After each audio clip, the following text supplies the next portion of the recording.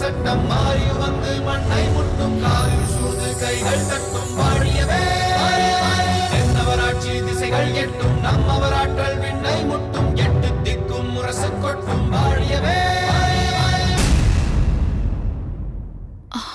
ரோமபுழையில் உள்ள பெரிய மனிதர்களின் குடும்பங்களை பற்றியோ அகஸ்டஸ் பழமகனாரின் பகைவர்களை பற்றியோ அழிந்து கொள்ள வேண்டிய அவசியம் உங்களுக்கு என்ன இருக்கிறது? நான் கேட்கிறேனே என்று கோபித்துக் கொள்ளக்கூடாது. தமிழகத்துக்கும் ரோமபுழைக்கும் இடையே உழவை வளர்க்க வந்தீர்களா, இல்லை உளவறிய வந்தீர்களா? ஜூனோ, உன் கேள்வியை கேட்டு எனக்கு சிரிப்புத்தான் வருகிறது. பல்லாயிரக்கணக்கான கற்களுக்கு அப்பால் இருக்கும் உங்கள் நாட்டிற்கு வந்து உளவறிவதால் எங்கள் நாட்டிற்கு என்னாக போகிறது? அத்துடன் அகஸ்டஸ் பெருமகனாரின் பெருமையை நான் புரிந்து கொள்ளவில்லை என்பது போல் நீ பேசுவது கண்டு நான் மிகவும் வருந்துகிறேன். 4 திக்கிலும் புகழொடி வீசிடும் உங்கள் நாட்டின் நாயகன் உட்பகை என்னும் நரிகளால் நச்சரவங்களால் தீண்டப்படக்கூடாதே என்னும் நல்லெண்ணத்தில்தான் நான் மேஸ்னஸை பற்றி அறிந்து கொள்ள ஆர்வம் காட்டினேனே தவிர வேறொன்றும் இல்லை. அதற்காக நீ எனக்கு உள்நோக்கம் இருப்பதாக நினைத்துக் கொண்டால் அது முழுக்க முழுக்க உன் கற்பனைதானே தவிர உண்மையாகாது. இந்த விளக்கத்திற்கு பிறகும் என் மீது எழுந்த ஐயப்பாடு விலகவில்லை என்றால் நீயே ஒற்றர்களை வைத்து என்னை கண்காணிக்கலாம்.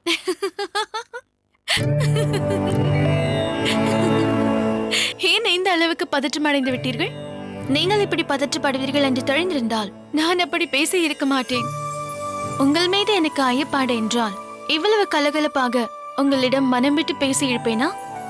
நீங்கள் உளவு அழிவதாக சிறிது தெரிந்திருந்தாலும் பிறகு அதை பற்றி உங்களிடம் நேரிலேயே கேட்பேனா? எங்கள் வீரர்களை கொண்டு கையும் களவுமாக பிடித்திருக்க மாட்டேனா?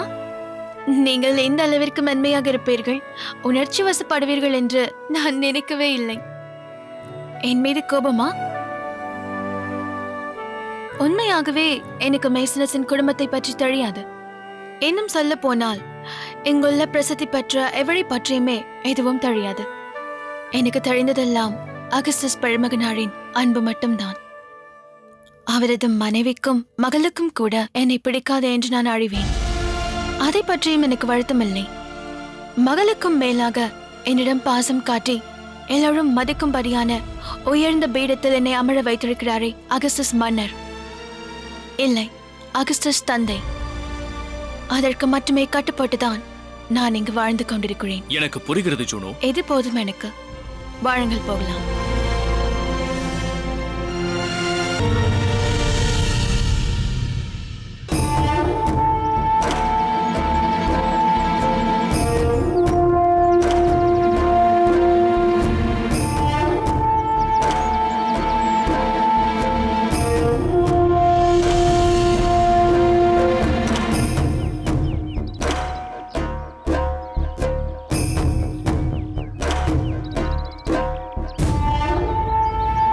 மாமன்னருக்கு வணக்கம். வணக்கம்.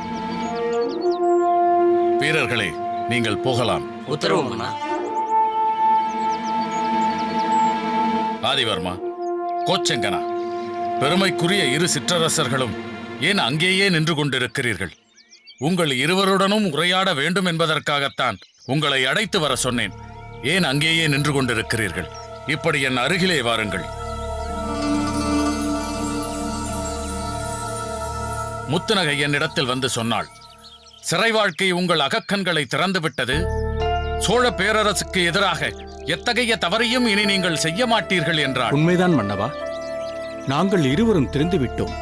சோழ பேரரசுக்கு எதிராக எந்த காரியத்திலும் இனி நாங்கள் ஈடுபட மாட்டோம். மாமன்னரான தங்களுக்கு கட்டுப்பட்டு இருப்பதால் எங்களுக்கு கிடைக்கும் வாழ்வே போதும் மன்னவா. நீங்கள் இருவரும் மனம் திறந்து விட்டீர்கள் என்பதை அறியும் போது எனக்கு மிகவும் மகிழ்ச்சியாக இருக்கிறது. இந்த பரந்த சோழ சாம்ராஜ்யத்தின் பேரரசன் இந்த சாம்ராஜ்யத்திற்கு கப்பம் கட்டி கொண்டிருக்கும் சிற்றரசர்களாகிய உங்களிடத்தில் ஒரு கோரிக்கையை வைக்கிறேன். மாமன்னர் தாங்கள் சாதாரண இந்த சிற்றரசர்களுக்கு கோரிக்கை வைப்பதா? ஆணையிடுங்கள் மன்னவா, அதை அடிபணிந்து நிறைவேற்றுகிறோம். ஆமா மன்னவா, தாங்கள் ஆணையிடுங்கள், அதை நிறைவேற்றுவது எங்கள் பொறுப்பு. ஆணையாக இல்லை, உங்கள் இருவரிடத்திலும் அன்பாகவே கேட்கிறேன். உங்கள் தேவை எதுவாக இருந்தாலும் அதை தயங்காமல் என்னிடத்தில் கேளுங்கள். அதை நான் உங்களுக்கு நிறைவேற்றி தருகிறேன். மன்னவா, தாங்கள் எங்களுக்கு நிறைவேற்ற வேண்டியதென்று எதுவும் இல்லை. உண்மையை சொல்ல வேண்டும் என்றால் நாங்கள் உங்களுக்கு நிறைவேற்ற வேண்டிய செலுத்த வேண்டிய கப்பம்தான் நிறைய பாக்கி இருக்கிறது. என்ன சொல்கிறீர்கள்? சோழ சாம்ராஜ்யத்திற்கு நீங்கள் செலுத்த வேண்டிய கப்பத்தொகையைத்தான் நீங்கள் இருவரும் அவ்வப்பொழுது கட்டிவிடுகிறீர்களே. கட்டிவிடுகிறோம் மன்னவா, ஆனால் இதுவரை நாங்கள் அதை நேர்மையான முறையில் செலுத்தவில்லை. ஆமாம் அண்ணவா, கப்பம் கட்டுவதில் நாங்கள் நிறைய குளறுபடிகள் செய்து வந்திருக்கிறோம். எங்கள் வயல்களில் நிறைய விளைச்சல்கள் வந்தாலும் குறைவான விளைச்சல் வந்தது போல் கணக்கு காட்டியிருக்கிறோம். கால்நடைகளின் பராமரிப்பு மூலம் நிறைய லாபம் பார்ப்போம், ஆனால் அதில் நிறைய நஷ்டப்பட்டது போல் கணக்கு காட்டி வந்திருக்கிறோம். அது மட்டுமல்ல மன்னவா, உங்களுக்கு எதிராக இருங்கோவேல் செயல்பட்டுக் கொண்டிருந்த நேரத்தில் அவனுக்கு உறுதுணையாக இருந்த பல குறுநில மன்னர்கள் எங்களிடத்தில்தான் இருங்கோவேலிடம் ஒப்படைக்கச் சொல்லி வெள்ளி காசுகளையும் தங்க காசுகளையும் கொடுத்து வைப்பார்கள். அதில் கணிசமான தங்க வெள்ளி காசுகளை எங்கள் கருவூலங்களில் நாங்கள் மறைத்து வைத்திருக்கிறோம். நாங்கள் அந்த நேரத்தில் இருங்கோவேலுக்கு உறுதுணையாக இருந்ததை பாராட்டி அவனும் அவ்வப்போது தங்கமாகவும் வெள்ளியாகவும் பற்பல பரிசுகளை எங்களுக்கு அளித்திருக்கிறான். அவைகளெல்லாம் இப்போது எங்கள் கருவூலத்தில் தான் இருக்கிறது. இப்படி வெள்ளி காசுகளாகவும் தங்க காசுகளாகவும் எங்கள் கருவூலங்களில் நிறைந்திருந்த போதும் அவற்றையெல்லாம் மறைத்து எங்கள் கருவூலங்களில் சேமிப்பு எதுவும் இல்லாதது போல் உங்களிடத்தில் மறைத்திருக்கிறோம். அதனால் நாங்கள் உங்களுக்கு செலுத்த வேண்டிய கப்பம்தான் நிறைய பாக்கி இருக்கிறது. ஆதிவர்மா, கோச்செங்கண்ணா, நீங்கள் இருவரும் ஒன்றை நன்றாக புரிந்து கொள்ள வேண்டும். உங்கள் இருவருக்கும் என் மீது இருக்கும் உண்மைத்தன்மையையும் நம்பகத்தன்மையையும் நான் அறிந்து கொள்வதற்காக நான் உங்களை இங்கு அழைத்து வரச் சொல்லவில்லை. ஒரு வேளிர் வீரனை கொன்று அந்த சடலத்தை விருமன் எனக்கு அனுப்பியிருக்கிறான். அந்த வேளிர் வீரனை கொன்றது போல் எங்கள் புலவர் பெருமகனாரையும் அவன் கொன்று விடுவானோ என்று எனக்கு அச்சமாக இருக்கிறது. எனக்கு எங்கள் புலவர் காரிக்கண்ணனார் வேண்டும். அவரை விருமனிடமிருந்து நீங்கள் இருவரும் தான் மீட்டுக் கொண்டு வர வேண்டும். உங்கள் இருவரின் வார்த்தைக்கு கட்டுப்பட்டவன் தானே அந்த விருமன். உங்கள் இருவரின் தேவை எதுவாக இருந்தாலும் அதை என்னிடத்தில் சொல்லுங்கள். நான் அதை உங்களுக்கு நிறைவேற்றித் தருகிறேன். புலவர் காரிக்கண்ணனாரை விடுதலை செய்து சோழ நாட்டிற்கு திருப்பி அனுப்பி வைக்கும்படி உங்கள் விருமனுக்கு நீங்கள் சொல்லுங்கள். அதற்கு ஈடாக எதை வேண்டுமானாலும் இந்த சோழ நாட்டிலிருந்து எடுத்துக் கொள்ளுங்கள். ஏன், சோழ நாடே உங்களுக்கு வேண்டுமானாலும் எடுத்துக் கொள்ளுங்கள்.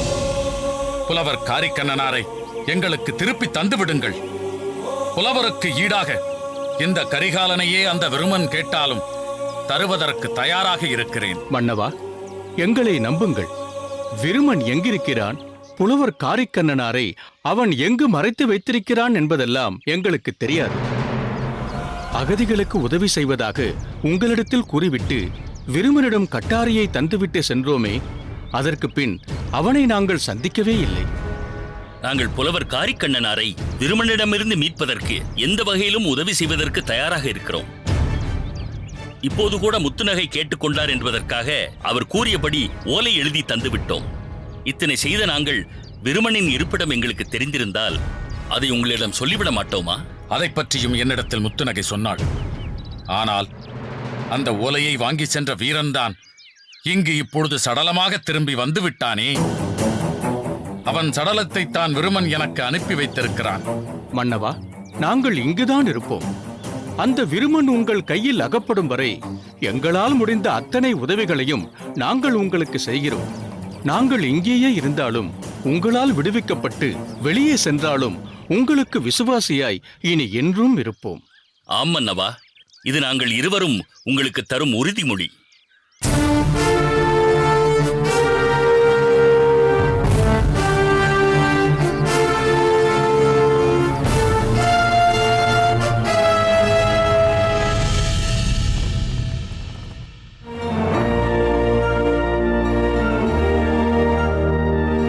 லிவியா, காலையிலிருந்தே ஜூலியாவை நான் பார்க்கவே இல்லையே. எங்கு சென்றாள்? இன்று ஸ்டெடிலஸ்டராஸ் கலையரங்கில் மிருகங்களோடு சண்டையிடும் போட்டிகள் நடக்கின்றனவாம். அதற்காக அவசரமாக உண்டுவிட்டு புறப்பட்டு விட்டாள். லிவியா, நீ ஜூலியா மீது வைத்திருக்கும் அன்பை கண்டு எல்லோருமே வியப்படைகிறார்கள். துதுவனாக வந்திருக்கும் செழியன் கூட அதை பற்றி பாராட்டி பேசியதாக ஜுனோ சொன்னாள். வியப்படைவதற்கும் பாராட்டுவதற்கும் இதில் அப்படி என்ன இருக்கிறது? ஜூலியாவிற்கு நீ சிற்றன்னை என்ற உணர்வே உனக்கு மறைந்து விட்டதால் நீ இப்படி பேசுகிறாய். ஆனால் மற்றவர்கள் அதை இன்னமும் நினைத்துக் கொண்டிருக்கிறார்கள். அதனால் தான் அப்படி பேசுகிறார்கள். போதும் போதும், இன்னும் எதற்கு இந்த பேச்சு? ஜூலியா உங்கள் முதல் மனைவியான ஸ்திரிபோனியா பெற்றெடுத்த மகளாக இருக்கலாம். ஆனால் அவள் உங்கள் மகள்தானே. அதனால் அவள் நம் மகள்தானே. இதை பற்றி பேசாதீர்கள் என்று நானும் பலமுறை சொல்லிவிட்டேன். நீங்கள்தான் திரும்ப திரும்ப பேசி என்னை சங்கடப்படுத்துகிறீர்கள். அவள் சற்று பொறும்.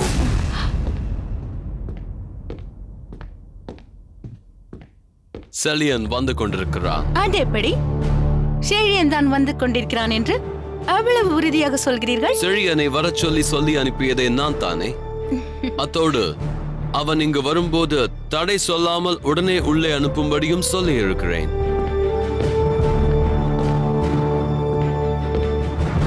அகஸ்டஸ் பெருமகனாருக்கு என் பணிவான வணக்கம். அன்னையாருக்கும் என் அன்பான வணக்கம். அருமையாக சொன்னாய் செழியா.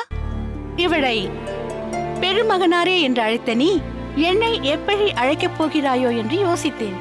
ஆனால் நீ உலகுக்கே பொதுவான, உயிர்களுக்கெல்லாம் முதன்மையான அன்னை என்ற பெயரில் அழைத்து விட்டாய். இதைவிட உயர்வான சொல் எதுவும் இருக்க முடியாது. நன்றி தாயே.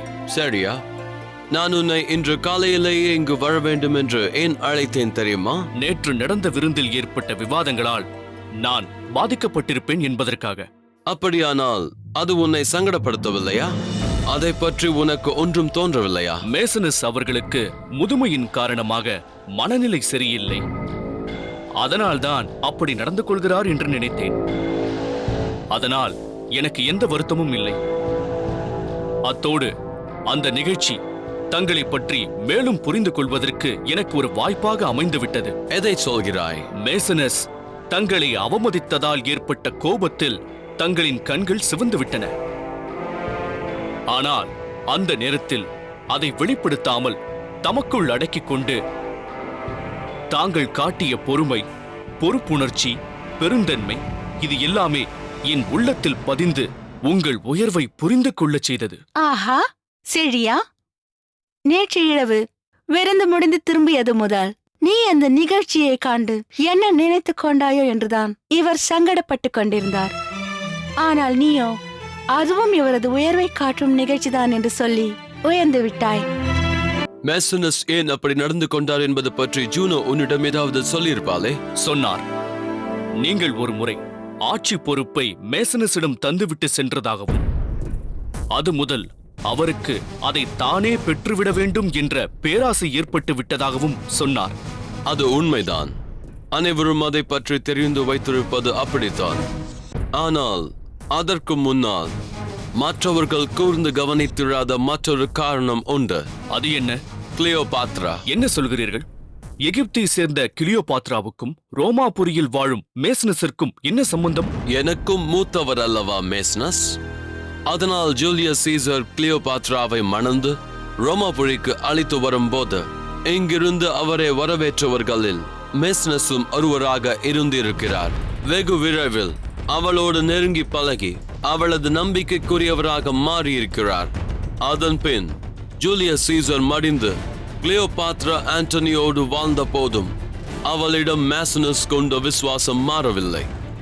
ஆண்டனியை வென்று அவரது மரணத்துக்கு காரணமான நான் அதன் மூலம் கிளியோபாத்ராவின் மரணத்துக்கும் காரணமாகிவிட்டேன் என்பதால் என் மீது ஏற்பட்ட வெறுப்பு வஞ்சகமாக மாறி இப்படியெல்லாம் பேச வைக்கிறது. பெருமகனாரே, இதற்கு பின்னே இப்படி ஒரு வரலாறு இருக்கிறது என்பதை நினைத்து பார்க்கும் போது எனக்கு வியப்பாகத்தான் இருக்கிறது.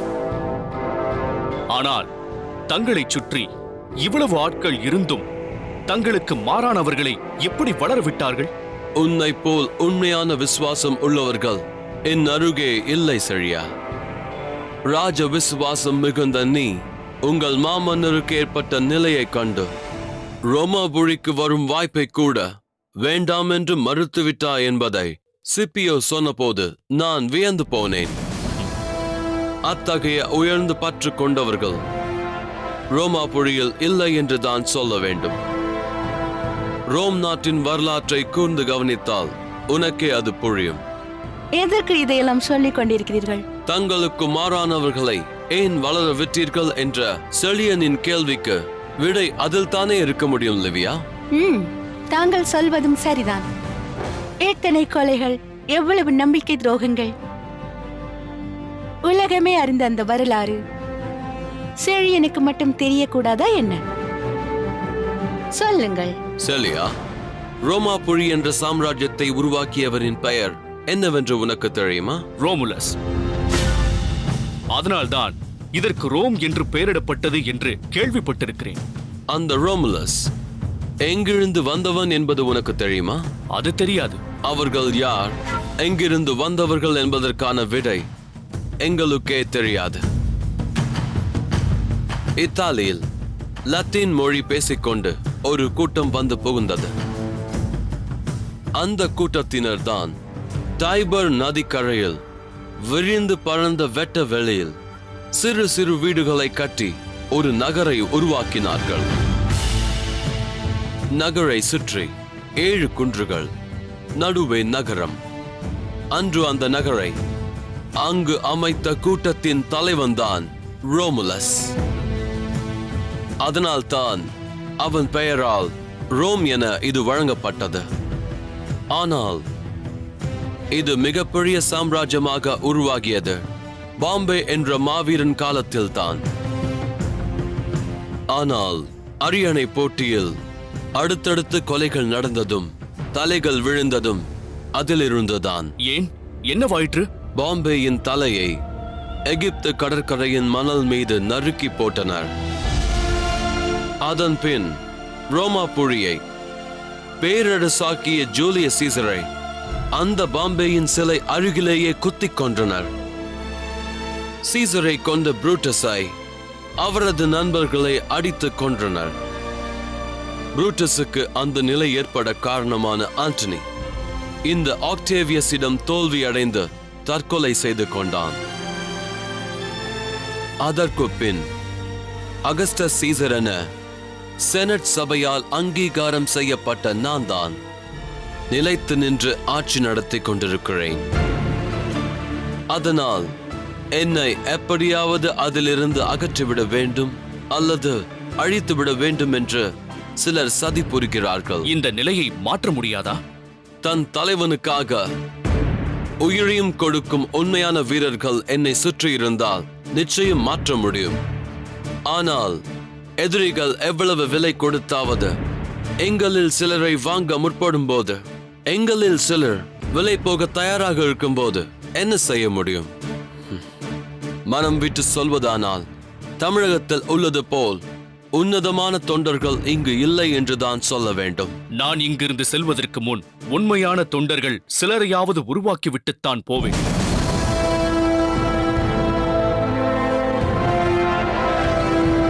உங்கள் எதிரிகளுக்கு எந்த வகையிலாவது பாடம் புகட்டிவிட்டுத்தான் போவேன்.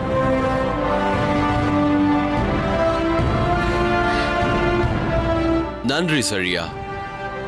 சில நாட்கள் பழகிய உனக்கு இருக்கும் இந்த உணர்வு பல காலமாக இங்கு வாழ்பவர்களில் சிலருக்காவது வந்துவிட்டால் ரோமாபுரியின் புகழ் உயர்ந்து நிற்கும். ரோம பாண்டிய உறவு நிலை பெற்று விளங்கும்.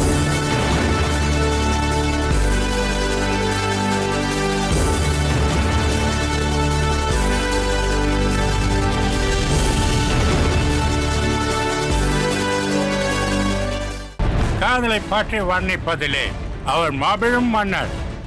ஆண் பெண் உறவுகளை நிறுத்து மேஸ்னஸ், நிறுத்து.